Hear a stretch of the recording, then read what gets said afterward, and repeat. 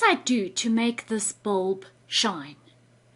Of course, I need electricity to flow through the bulb.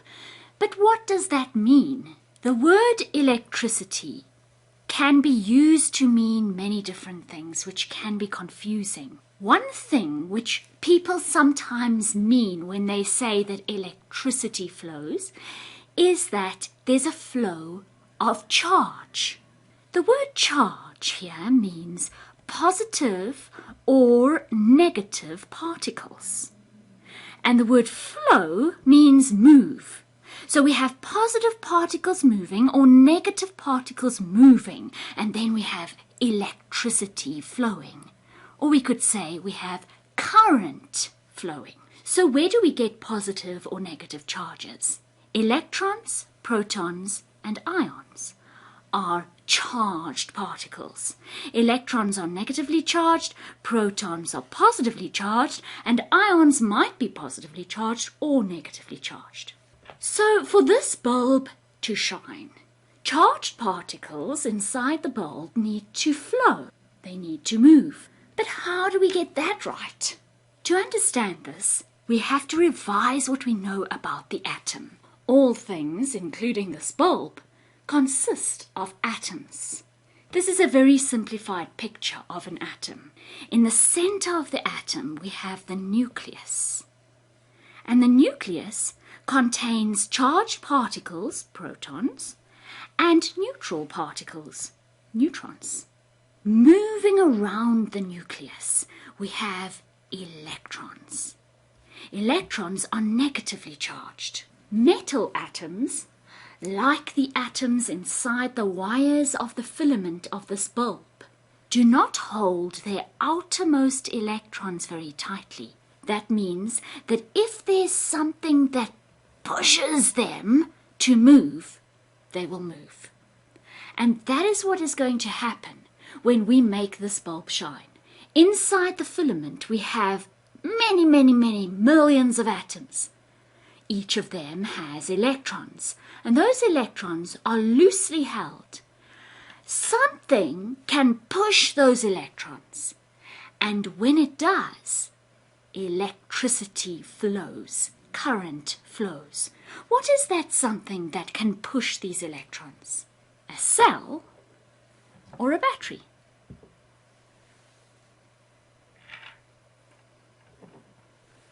But I can connect this bulb to the cell like this or like that, and the bulb still doesn't shine. So obviously we need to know how to connect the two so that the cell will push the electrons inside the bulb. Now, how must we connect it? Well, first of all, we're going to need a wire. This is a copper wire with some white insulation around. It doesn't matter what color of insulation we use. Copper also consists of atoms which hold their electrons very loosely. So the battery, the cell, can push those electrons and make them move so that we get current electricity. Let's look at the parts of the cell and the parts of the bulb. A bulb has a lead lug at the bottom, and that is connected inside, although you cannot see it here, but that's connected to a wire, and that wire becomes the filament, the part that is going to glow. And the other end of that wire is then connected to the screw here. So those are parts of the bulb. Now what about the cell?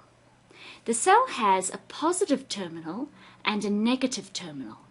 Inside the cell there are chemicals, and these chemicals react. They undergo a chemical reaction, and this chemical reaction separates positive from negative charges, charging one terminal, the positive terminal, positively, and the other terminal, the negative terminal, negatively. And because there's a difference in charge state between the positive and negative terminals, there is a potential difference. So that difference creates what we could think of as an electrical pressure, pushing. We call this a potential difference, PD.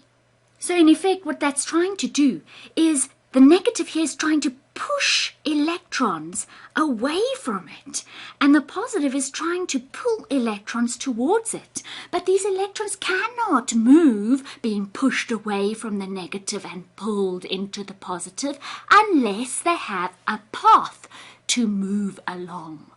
And that is what this wire provides.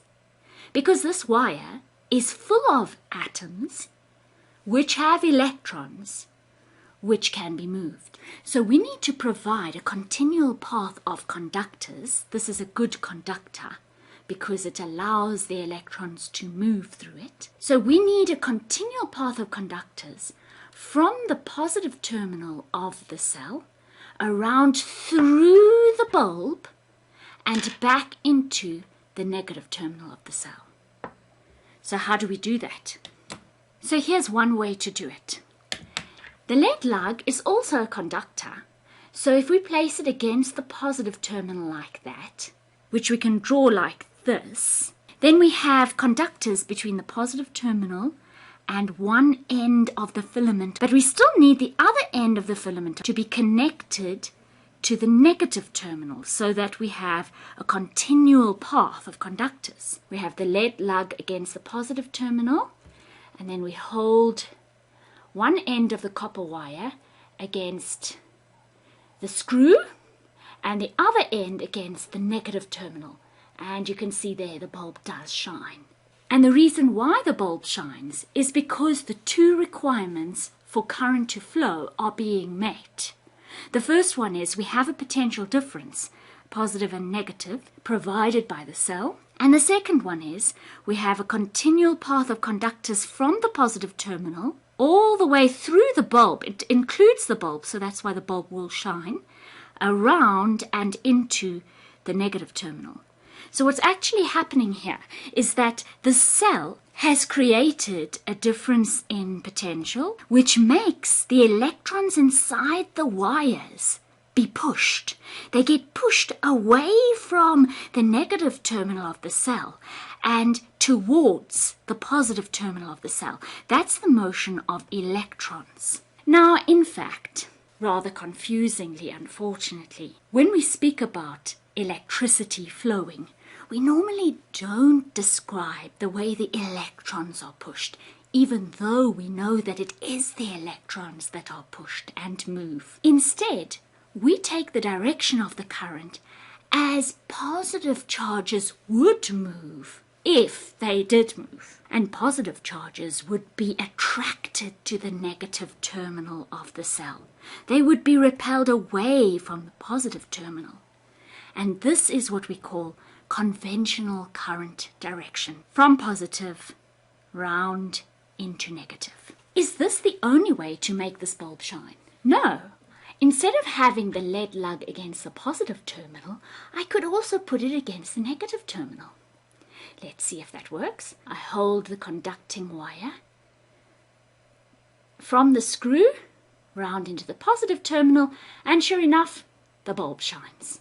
Because this setup also has the two requirements for current to flow.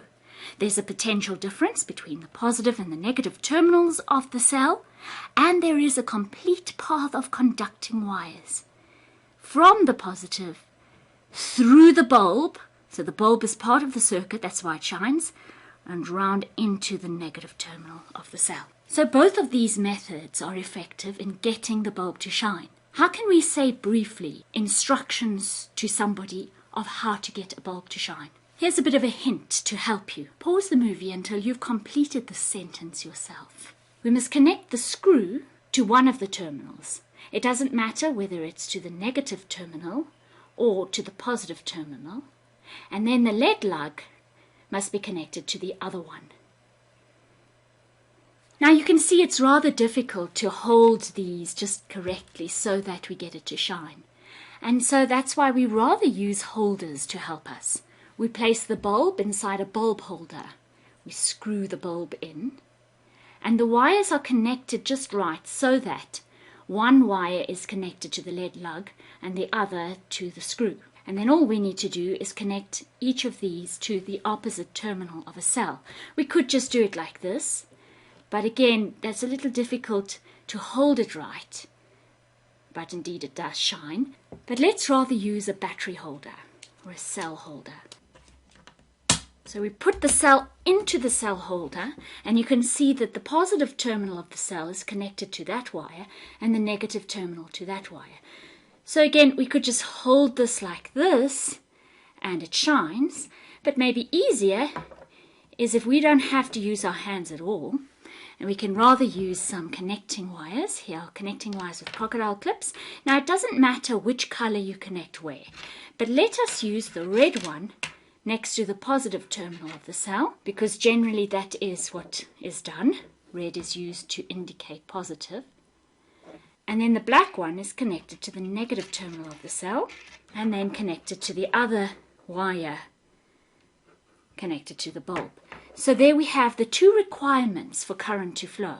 A potential difference created by the cell, positive and negative terminals, connected by a complete path of conducting wires. And this complete path of conducting wires includes the bulb, which is why the bulb shines. And what's happening is that the electrons of the atoms in the wires are being pushed by the cell. So they're moving around, and as they do so, they are converting some of their energy into light energy inside the bulb.